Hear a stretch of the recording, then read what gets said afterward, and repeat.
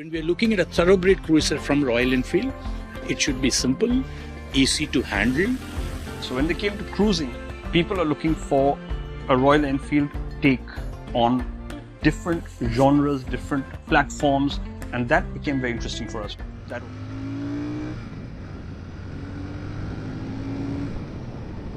What's going on, YouTube? Thanks for joining the channel. I'm on a Super Meteor 650 from Royal Enfield. I'm really excited to get on this bike and demo it out. But before we get started, if you don't know about the Royal Enfield, or if you don't know anything about this bike, this is one of 4 650 motorcycles that Royal Enfield has produced, sharing the same 648 parallel twin engine with a 270-degree crank. And what's unique about this guy here versus the Interceptor and the Continental GT is that this is a cruiser from Royal Enfield. So I'm very much intrigued because I come from cruisers, and so I kind of want to see what it's about. But before we do all that, you know, I'll just let you know, I'll break this video down into a couple of different categories. We'll talk about, you know, the aesthetics, the design, which I think is really interesting. And we'll also talk about, you know, performance and some of the specs there. We'll talk about how it rides, the suspension, all that good stuff. And then towards the end, we'll just talk about like the value of this motorcycle and who it's applicable for. So design on the Super Meteor 650. I gotta say, I really do like the design sensibility and sort of like the design philosophy of Royal Enfield. When you take a look at this bike, you can tell immediately that it is a cruiser. It's got 4 controls, these like beach style cruiser bend back bars, and the silhouette is inherently a cruiser silhouette. You know, that design definitely comes through. The first thing that I gotta point out is, like, I love the tank badging. I think it looks really nice, very classic, very classy. You can see the Royal Enfield logo just kind of like throughout the bike. Got some Royal Enfield logo on the grips, on the tack, and there's one on the headlight, so like nicely marked up by Royal Enfield. It's not overly gaudy, but I think it has a really nice classic look to it. And so for those that really like, you know, classic looking motorcycles, for those that really enjoy like retro looking motorcycles versus modern, I think you're gonna like a lot of things about this Royal Enfield. The other thing about the design or the aesthetics, I gotta say the teardrop tank shape looks really nice. Even the gas cap kind of all blends in. The circular design on these knobs here looks really good. Everything feels kind of like more premium than I feel like it should be for a bike that comes in at around $7,000. So when you get this bike, I think you'll be pleasantly pleased at like the overall, the value that you get. And in terms of aesthetics, it looks like a more expensive bike than it actually is. Kind of rounding out the design conversation, got to talk about the paint. For people that are into cruisers, you know, they really love a good paint job. And I get it, you know, it's a bike that you want to keep for a long time, sit in your garage and look at. And so I think Royal Enfield did a really good job with the paint. So on the paint job here, you can see like the flakes and the sparkles, which looks really nice. You can also get it in 2-tone finishes. I gotta say, like, I really love what Royal Enfield does with their colors. They're not shy about using bright, bold colors mixed in with some other colors. I think they do a really good job. All right, so let's talk about the power and performance on this motorcycle. This comes with their parallel twin 648cc engine. It's the same engine that's shared across the Interceptor, the Continental GT 650, and the new Shotgun. It puts out about 47 horsepower and I think 39 foot-pounds of torque. At first, those numbers may not impress you, but I gotta say, when you're actually sitting on the bike, it handles pretty well. You get a lot of torque up front, which is nice. So you get really usable power right up front when you need it. And this bike should have no problem holding at like 70, 80 miles an hour. The engine feels quite nice. You know, whenever I see reviews on these parallel twins, they talk about like character, and I don't know really what that means, but I really like it.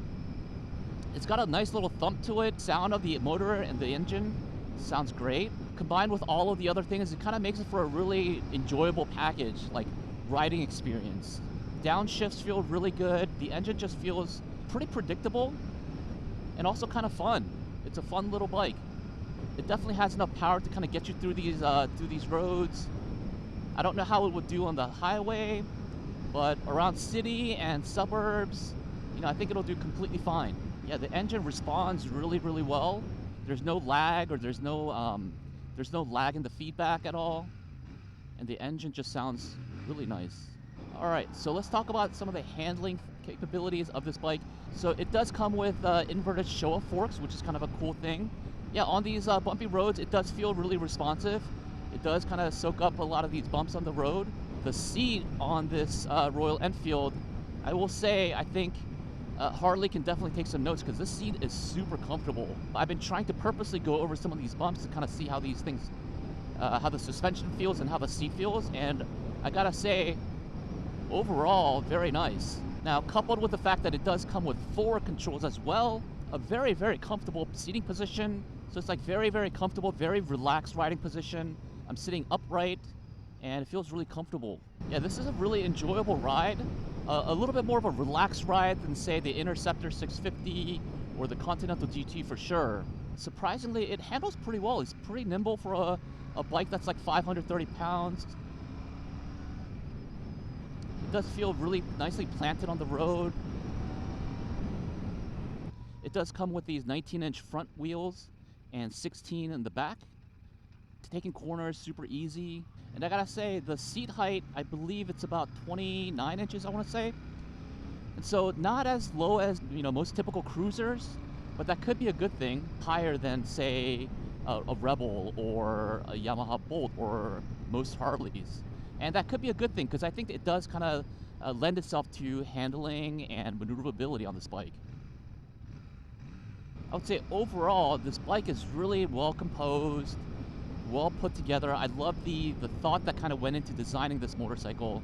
I'd be remiss if I didn't mention, the digital analog gauge here with this navigation system to the right of it. Really nice, kind of like a premium feature that, even some bikes don't have, that's twice as more expensive than this one. So I gotta say, big shout out to Royal Enfield. It definitely packs a huge punch for what you spend on a motorcycle. So I think if you were to get a Royal Enfield, you'd be proud to know that you spent your money in a really smart way. So going back to the engine for a minute, I'm kind of enjoying how smooth it operates. Just on takeoff, it feels very nice, very gentle. But once you kind of pull back on the throttle, it definitely gives you that power and torque up front. So it's a really nice feeling. A pretty large, oh, Jesus. Okay. So let's talk about the brakes for a second. Nothing to write home about. Single disc brakes in the front, single disc brakes in the rear. It does a good job of slowing the bike down. But again, I think this is entirely appropriate for the size of the engine. This bike comes in at about like 530 pounds, which, some people have mentioned it might be a little bit too heavy for a bike like this, but I don't think that's a bad thing necessarily. It feels very planted, and I think you can definitely corner this bike in the way that you want to.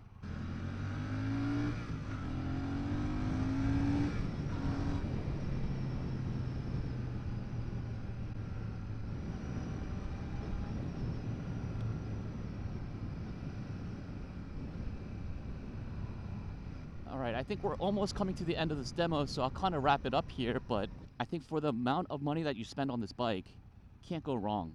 There's not a whole lot of bikes in this category that's got that retro look